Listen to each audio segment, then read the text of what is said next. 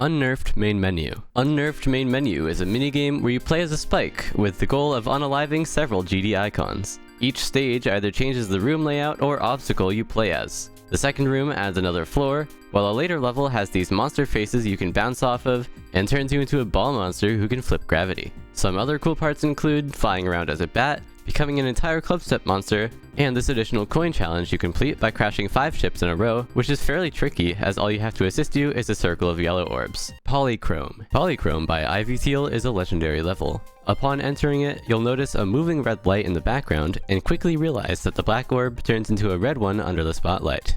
The next few checkpoints serve as a tutorial, introducing a green spotlight which works the same way, a cyan spotlight that turns the black orbs into teleporters instead, and that whenever 2 spotlights beam on the same orb, the colors will blend together, such as the red and green lights triggering a yellow orb. After getting accustomed to the level's gimmick through timing your orb clicks with the moving spotlights, the second section mixes it up and now fixes the spotlights in place. This now means that you'll have to change their hues with these color swappers to further progress upwards. Upon exiting the tower, the level fuses all of its core mechanics together and throws in one final twist, where you have to account for a spotlight directly attached to the player. Boss Rush 2. Compared to the original, it's an improvement in every way. It has more fleshed out and longer cutscenes, some of which even include voice-acted dialogue. None of the bosses in the sequel feel dragged out. There's now platforming intermissions between each round that both introduce the new mechanics and serve as nice breaks. Something especially cool is that the prior mechanics, such as being able to parry fireballs during Abomination, aren't forgotten about, and carry over into the fight against the eyeball from I Spy with My Little Eye. After reaching the final boss and slicing the Illuminati with your greatsword, you'll then have to survive an intermission that remixes attacks from all of the bosses that you've vanquished. Before round 2, the bosses from the prequel make a grand return, granting you their special abilities, and through the power of friendship, you'll take down the Illuminati. Dead God Cult. Dead God Cult by Soverney is a mythic-rated deck builder roguelike made entirely in Geometry Dash. To successfully revive the ancient god, you'll have to grow your cult to 1,000 followers. To gain these believers, you'll set off on expeditions with your current deck of cards.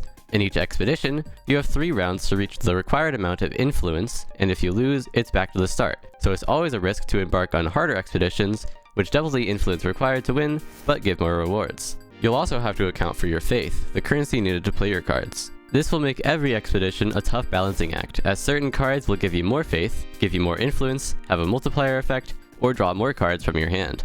After each victory, your reward is a choice of 3 randomly selected cards to add to your deck. Upon returning to town, you will earn more belief, which allows you to make permanent upgrades at the fortune teller, remove a card from your deck at the church, or upgrade specific cards at the Reforge, typically strengthening their effects or making them cheaper to play. The level also features an original soundtrack by the level's creator, which goes really hard, and 3 coins for each difficulty, all coming with their own starting decks and perks. Dead of Night. Dead of Night was a mega collab hosted by TMCO, originally meant to be a top 1. Among its plethora of challenges, some of the most noteworthy parts include this weather forecast survival challenge, a desktop screen with various windows that double as obstacles, a Sudoku puzzle you solve without touching the ground and dodging several saws, a Tetris screen you climb up by controlling the Tetraminos and your cube at the exact same time, some long dropper segments, a stroll through the Fortnite universe, and a needle room with getting over it style physics. Although the level ultimately was far from top 1 and grants you a double jump, it is still quite challenging. The ending of the level, the Ascension, is by far the hardest as it heavily exploits the level's fixed hitboxes, and has several brutal parts such as a high gravity checkpoint where you descend down a tight chain of orbs, and the very last checkpoint's UFO needle speedrun challenge. This level also has a true ending, unlocked through collecting every secret in the level, which notably includes the top 1 boss in all of platform mode. A super buffed boss fight of the kid from I Wanna Be the Guy, who constantly fires pellets and hurls other projectiles at you. TheJShadow. TheJShadow is one of the most prolific platformer creators, having made 4 legendary and 3 mythic levels. Even his first level, the Spire, was rated. However, as it's a basic tower level, it pales in comparison to what he'd later make. His first epic level, the Monolith, has several traps you need to watch out for and improve decoration, having particle effects trigger upon clicking a dash orb.